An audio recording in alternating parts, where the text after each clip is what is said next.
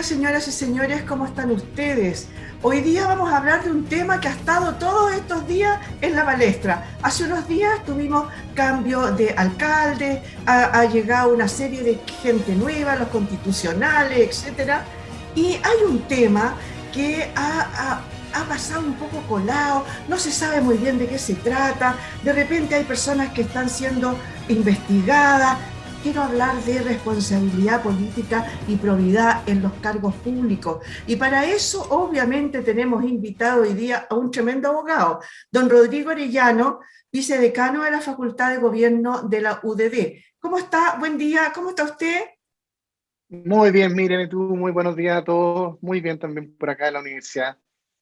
Bien, pues, oiga, cuénteme, a ver, partamos con este tema, porque se ha dicho con esto de los cambios, que están haciendo auditorías, que de repente hay algunas personas que no habrían cumplido algunas normas de probidad, etcétera.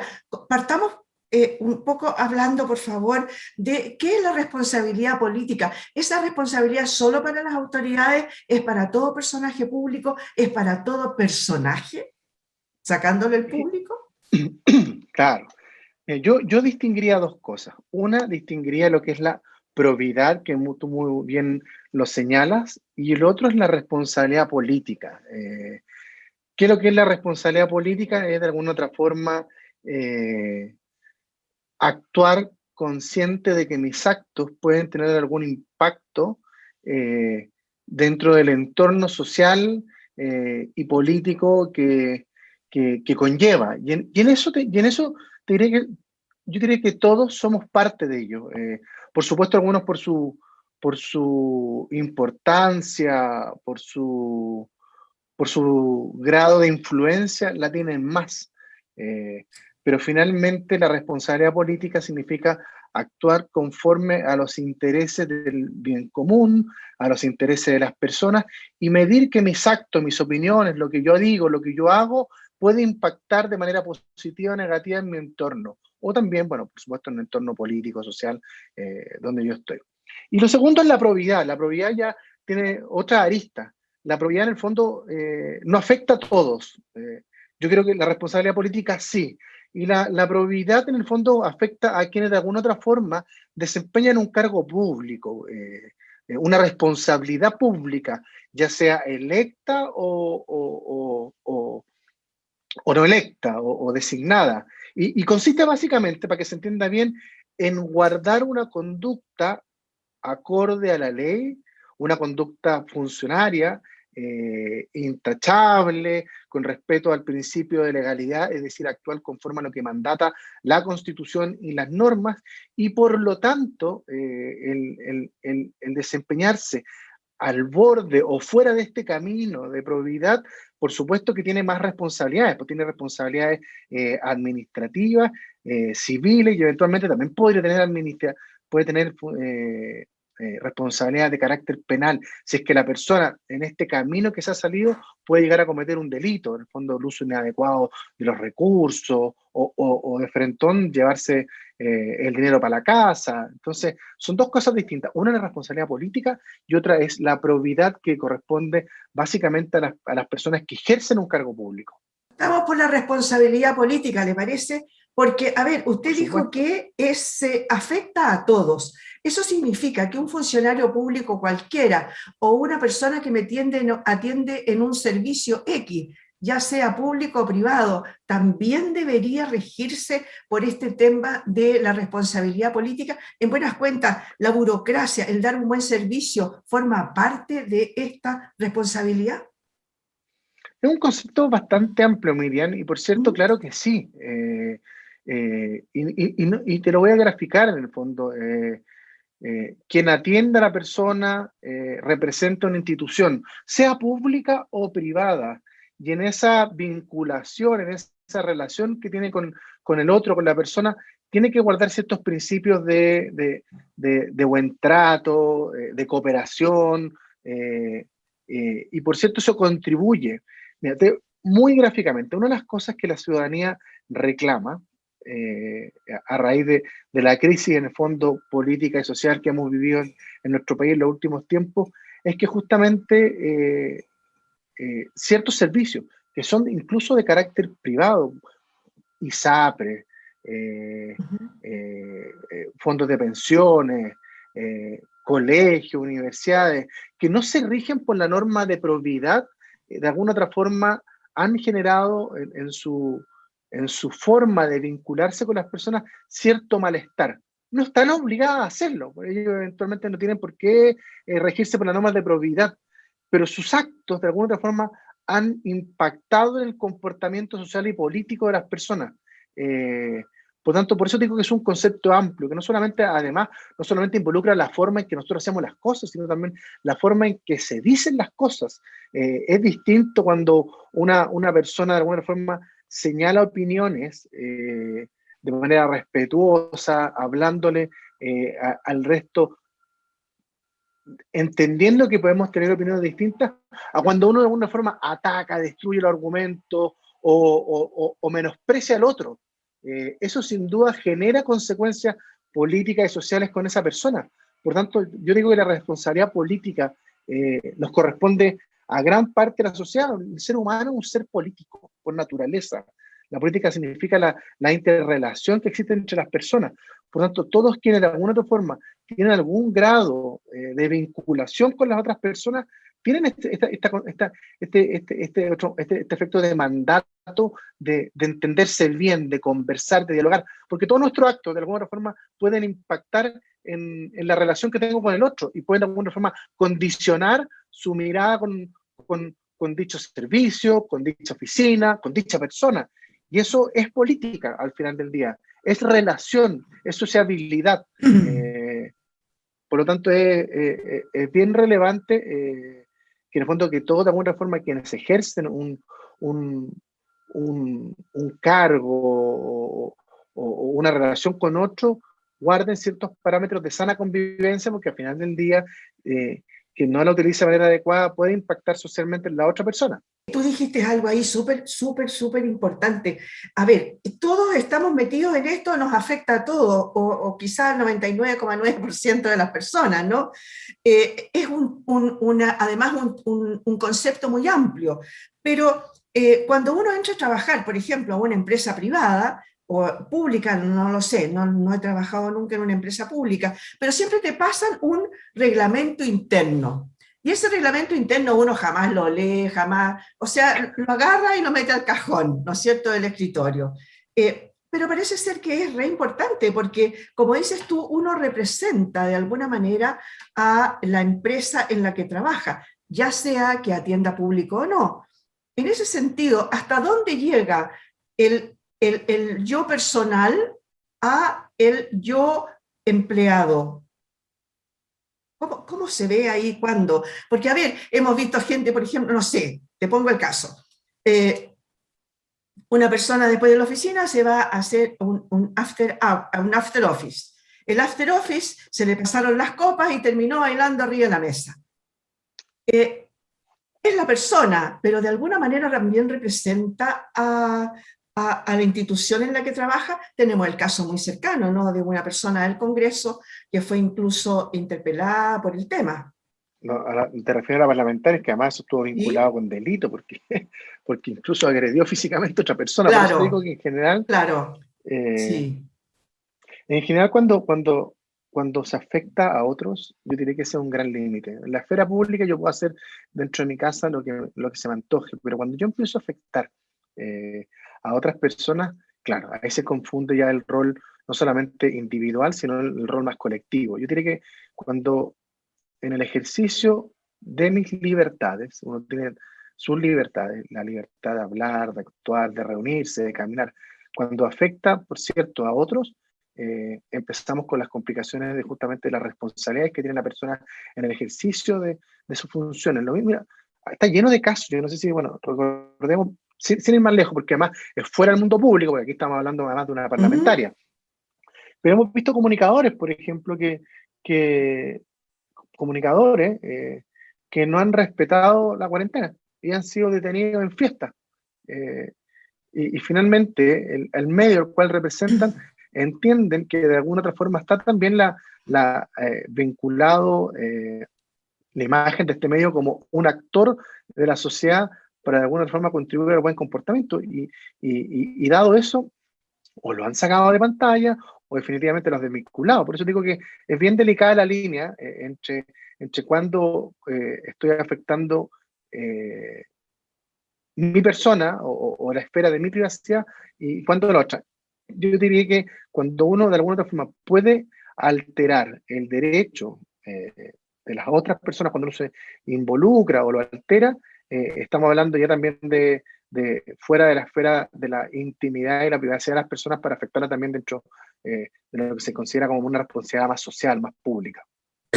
Hablando entonces ahora en buen chileno, estos 99,9% de las personas que estamos involucradas en este tema de la responsabilidad, que incluye obviamente, por cierto, ¿no? a comunicadores, periodistas, de todo tipo, gente que hoy día ya no acata la norma, lo voy a poner entre comillas, de las buenas costumbres en buenas cuentas, ¿no? Ahora, ¿en qué momento cómo se moderniza esto o no se moderniza? No debe serlo, siempre las buenas costumbres son las buenas costumbres, pero ¿hasta qué punto, por ejemplo, aparecer en TikTok haciendo cosas que son no propias de su cargo o haciendo, no sé, cosas raras, digamos, formaría parte de una nueva normalidad? Es bueno el punto que planteas, porque efectivamente las formas de comunicarse, las formas de informarse también han ido cambiando muy abruptamente. Bueno, la pandemia además nos llevó a una masificación de lo que son las redes sociales, de la forma en que la gente entiende y conoce y se informa. Uno hace una encuesta hoy y en los últimos 10 años ha cambiado de manera radical la forma en que la gente se informa. Ya mucho más Internet, mucho más Twitter, mucho más Facebook o TikTok o Instagram. Han tomado cierta relevancia. Yo insisto que en el fondo las personas deciden cuándo es público, cuándo no es público su acto. Y en la medida en que eso o no afecta a los demás, o no afecta a los demás, o no interfiera dentro de la órbita del cargo o mandato que tienen, yo no veo inconveniente el comportamiento de ellos. No sé, un TikTok humorístico que se levanta la gente, que toma desayuno, sin duda no afecta. Pero es distinto un TikTok en que, no sé, llamo al desorden o aparezco cometiendo actos que no están acordes con la función que me desempeño o con el orden normal de las cosas. Al final del día, y las personas de alguna otra forma, formando parte de este eje societario, tienen que también contribuir a la convivencia sana, al bien común de cada una de las personas. Eso es un mandato para todas las autoridades, pero también para todos los ciudadanos, que también tenemos que de alguna otra forma contribuir, y quienes alteran ese orden pueden de alguna otra forma tener un grado de responsabilidad sin consecuencias, pero es responsabilidad, pero también puede tener consecuencias. Si yo de alguna otra forma altero el orden social, ya sea llamando al desorden, alterando los derechos de otras personas, o por cierto, cometiendo actos que están al límite de la legalidad, también tengo mis consecuencias, aunque no sea autoridad, y por eso te digo, la responsabilidad política puede tener distintas aristas según el grado de alteración que yo cometa. Hay alteraciones que son menores y alteraciones que pueden ser mucho más brutales. Quien destruye la propiedad privada sin ser autoridad en lo que él entiende como legítimo derecho de rebelión o de pelear por sus causas, por cierto, comete un acto fuera de la ley y que tiene consecuencias también, pues, consecuencias penales, porque de alguna forma está alterando el derecho que tienen otros sobre sus propios bienes, el derecho de propiedad. Por eso digo que yo creo que la línea, cuando uno empieza a alterar o interferir en los derechos de otras personas, empezamos ya con analizar qué grado o qué tipo de responsabilidad tiene cada uno que lo comete. Para pasar al tema de la probidad, de la transparencia, ese tema que hoy día está, porque están todos hoy día haciendo auditorías, ¿no? Y todos dicen que las cosas quedaron pésimas. Entonces, antes de pasar a eso, me gustaría saber su opinión respecto de, a ver, una autoridad lo hemos visto en reiteradas ocasiones, una autoridad puede decir, a ver, usted a mí no me puede fiscalizar, no, a mí usted no me puede decir nada porque yo soy autoridad. Esa autoridad no debería ser además más llana a mantener las buenas costumbres, digamos, el buen trato y el no sacar encima las jinetas. Yo te voy a decir que al revés, las autoridades tienen un estándar de exigencia mucho más alto que, que un ciudadano normal, cualquier autoridad y cualquier funcionario público, porque de alguna otra forma juega con la confianza de las personas quienes son electos, con un mandato de responsabilidad, porque además tienen la instrucción legal de cumplir con una función pública. En el fondo quien está electo tiene un mandato de la ciudadanía y un mandato legal para de alguna otra forma contribuir al bien común, a la eficiencia, y además, ojo, que dicha persona también en su ejercicio utiliza recursos que no le pertenecen. Las autoridades, cualquiera sea, diputados, senadores, ministros, alcaldes, concejales, constituyentes, gobernadores, en el ejercicio de su función utilizan recursos que no le pertenecen, o sea, que sí le pertenecen en parte, pero que nos pertenecen a todos. Cuando ellos utilizan recursos públicos, por eso el nivel de exigencia es más alto para ellos, porque ellos no solamente están jugando con un valor, sino que además están utilizando recursos de los chilenos que perfectamente podrían ser destinados para otras cosas, pero se han determinado para el uso de ellos. Pero el mal uso de esos recursos impide que se puedan utilizar en otras necesidades.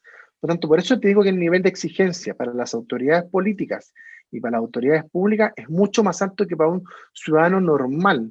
Si yo, por ejemplo, en el ejercicio de mis funciones como ministro o como alcalde, sabiendo que hay un riesgo importante en perder ciertos recursos y no utilizando de la manera correcta, cometo un acto de ilegalidad y de irresponsabilidad. En cambio, si soy privado y juego con el riesgo, el perjudicado voy a ser yo, no van a ser los demás, porque los recursos son míos. En cambio, la autoridad tiene un estándar de exigencia mucho más alto, mucho más difícil, no difícil de cumplir, porque en el fondo está la ley, pero mucho más alto.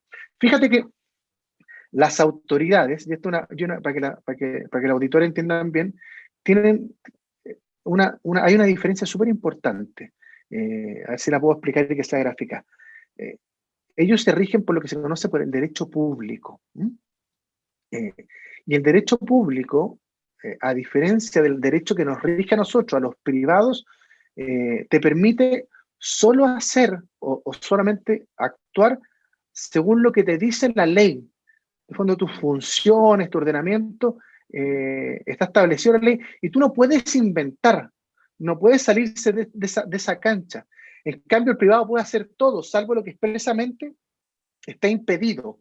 Tengo más, como privado, tengo muchas más libertades para el ejercicio de mi vida o de mis funciones que la que tiene un funcionario público. Un funcionario público solo puede acotarse a lo que está establecido en la ley. No tiene esa capacidad inventiva que tienen los privados. Entonces, y eso justamente es para de alguna otra forma tener un control más alto, porque de alguna otra forma tiene una función fundamental que es construir el bien común, pero además esa función la usa o la lleva a cabo con recursos que son de nosotros, recursos de todos, recursos desde los más pobres hasta los más ricos, porque todos de alguna otra forma contribuyen a alimentar este Estado que está al servicio de nosotros. Perfecto. Hablemos entonces ahora de las auditorías. ¿Qué pasa con las auditorías? Hoy día todas las municipalidades están haciendo, obviamente, auditorías por los cambios, ¿no?, que hubo de autoridades en general. Cuénteme un poquito de qué se tratan las auditorías, por qué tienen que hacerlas y a qué resultados llegan. ¿Realmente en algún momento sirven para algo? Eso es lo que la ciudadanía se pregunta. Hacen una auditoría y dicen, sí, hubo, no sé, X millones que no se sabe dónde están y vamos a perseguirlos, pero hasta ahí llegamos, nunca sabemos los resultados. Esa es muy buena pregunta, porque yo no sé si te fijaste que justamente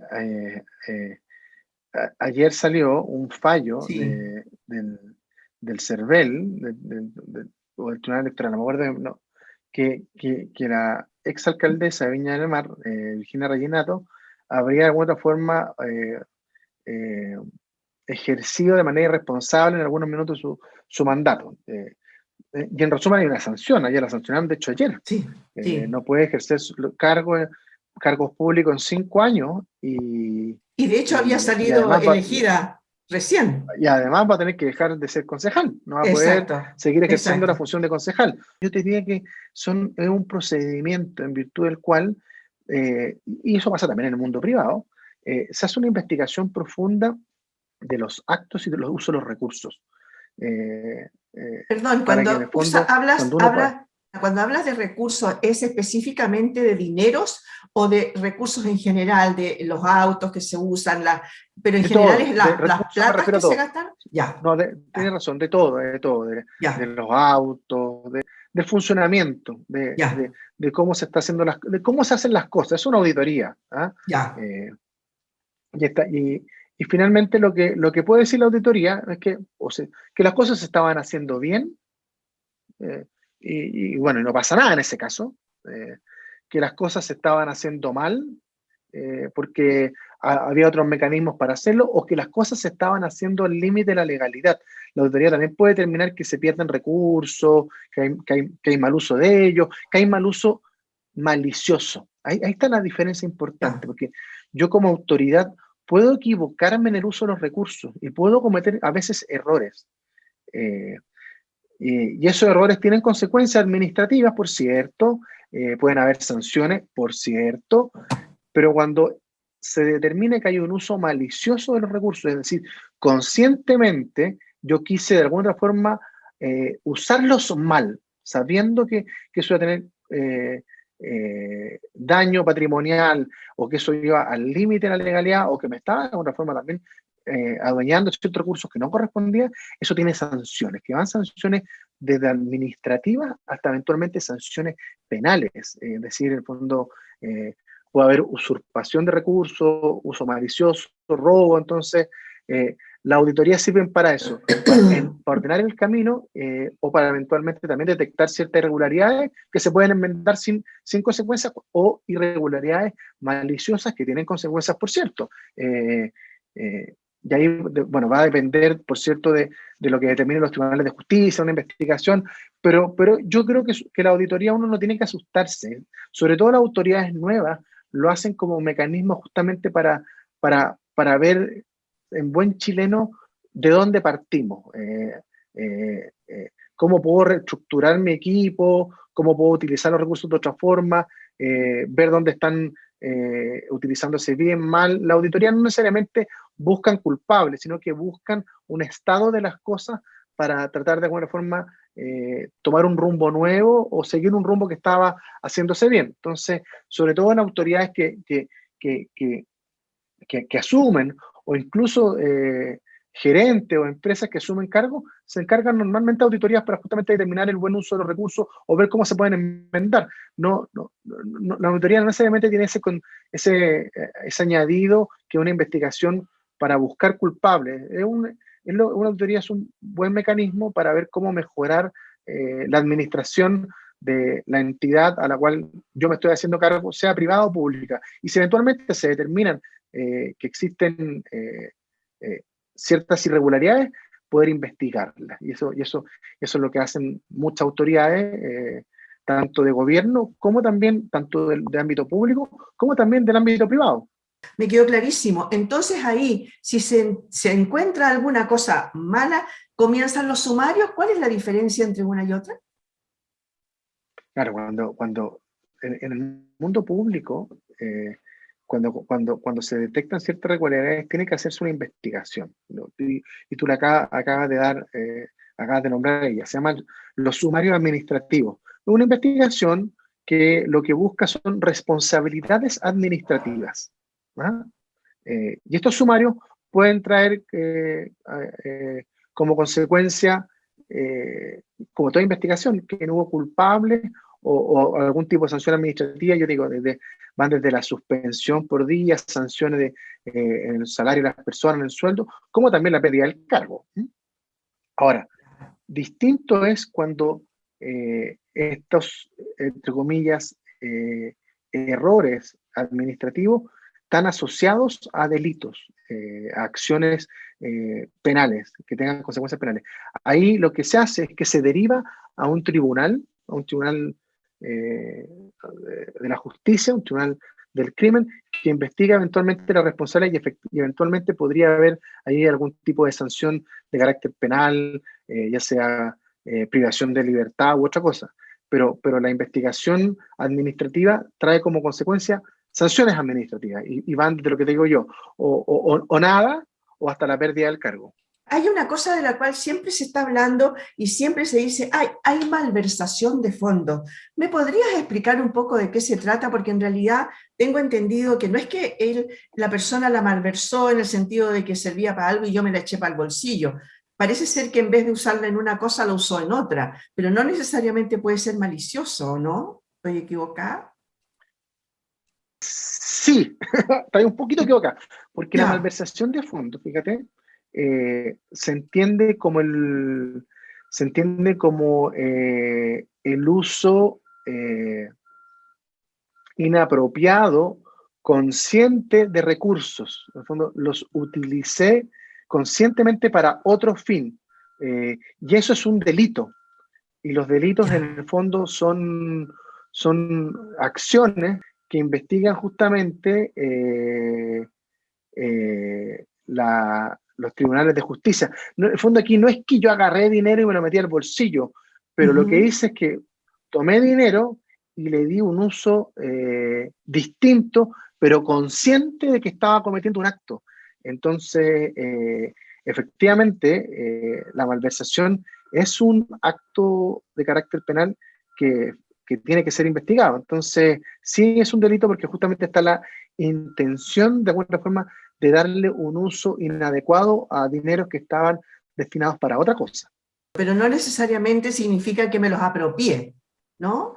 No, Eh, no, no, no, no. Es o sea, justamente hay una diferencia. En el robo, por ejemplo, yo me metí la plata y me la metí al bolsillo. En la claro. malversación de fondos, no, utilicé los recursos públicos para otro fin que va en beneficio de la persona que lo utilizó, pero que al final del día el resultado final es lo mismo.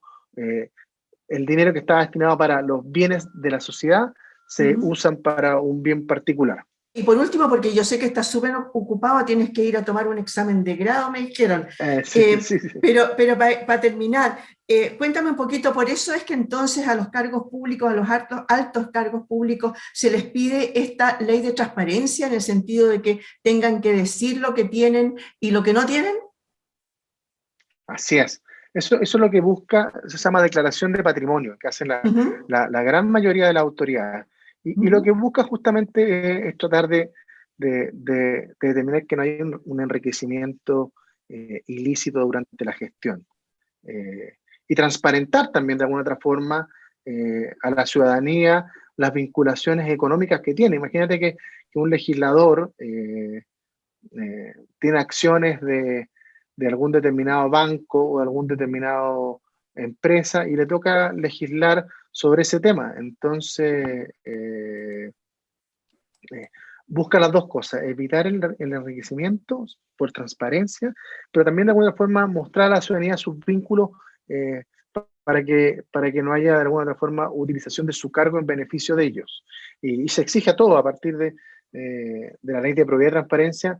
La gran mayoría de las autoridades que se incorporan al mundo público tienen que hacer su declaración de patrimonio e intereses al momento de asumir su cargo. Pero respecto de lo segundo no siempre se cumple, porque, por ejemplo, el tema de los contratos, el contrato del personal, por ejemplo, que me puede asesorar a mí o que puedo tomar, generalmente son las señoras, son el sobrino, el hijo, etcétera, que están alrededor, por ejemplo, de un parlamentario, ¿no? No sé lo que vaya a suceder ahora con los convencionales, pero eso ha sucedido y es como Vox Populi, ¿no? No es mucho lo que se Fíjate cumple. que eso es más de la época de tiempos pasados. La ya, legislación ha cambiado y se han impedido la contratación de familiares hasta cierto grado, ya, eh, de ya. manera directa. Ahora, yo tengo una mirada ahí, entre comillas, media distinta, ¿ah? Porque ¿Mm? uno tiene que tener cuidado a veces de por regir todo, no impedir que todo ande bien. Yo sé que es importante la utilización de recursos y las formas, pero, pero creo que es bueno usarlo prudencialmente, porque a veces gente que es muy capaz, Claro. muy útil para quizás para algunos cargos, lamentablemente, bueno, pero es así, y en el fondo uno tiene que generalizar por la especificidad, Ujú. queda fuera de cargos para lo cual podría ser mejor, porque justamente tenía un vínculo de parentesco. Claro. Eso ya está legislado en cierta medida y ya existen restricciones para la contratación de parientes directo hasta, creo que hasta tercero o cuarto grado con sanguinidad en algunos cargos. Entonces, yo diría que la legislación de probidad, a medida bueno, que ha avanzado también y que se han descubierto ciertos casos, se ha ido mejorando y ha ido tratando de impedir que de alguna otra forma se beneficie a ciertas personas, o también más restricciones para eventualmente tener más controles para que no se utilicen más los recursos. Sí, pues ha sucedido, incluso tenemos ejemplos hace muy poco con el tema, por ejemplo, del mercado público, ¿no? De aquellas empresas que pueden o no pueden ser licitadas, pero nos quedó un montón de temas, porque en realidad, Rodrigo, te voy a tener que dejar, porque yo sé que si no después me van a retar Me van a, muchísimo. mi alumno me va a matar, pero quedamos, oye, pero mira, encantado. Yo creo que estos temas son súper importantes, que la ciudadanía los entienda, los maneje, y sabes que yo encantado de poder conversar con ustedes las veces que estimen conveniente. Muchas gracias a don Rodrigo Arellano, abogado, vicedecano de la Facultad de Gobierno de la Universidad del Desarrollo. Muchas gracias por haber estado hoy día con nosotros. También a ustedes, señores y señores, los despido, pero nos encontramos en un programa más de En tiempos de coronavirus.